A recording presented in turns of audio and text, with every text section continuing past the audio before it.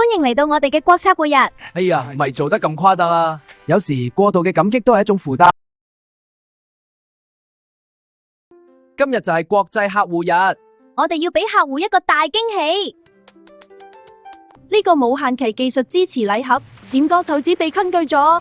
好，我諗下。多謝你哋，歡迎尊貴嘅茶師。太過咗，我都覺得有啲誇張，唔使咁大陣仗啦。呢個係我哋最誠懇嘅禮物。多謝晒，真係好開心啊！好似有啲太熱情啦。哎呀，大家冷靜啲啦。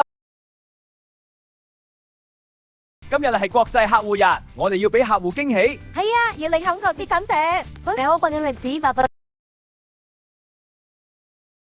今日係國際客戶日，我哋要令客戶開心，要令佢哋覺得自己特別。你好，我有個全球性嘅大問題需要解決，要非常非常完美。喂，呢個跨國訂單好複雜啊。係啊，時差問題搞到我頭都大。我哋要用9種語言嚟溝通啊。我真係唔需要咁複雜，我自己想出9種嚴格化喎。但我淨係想要最簡單㗎。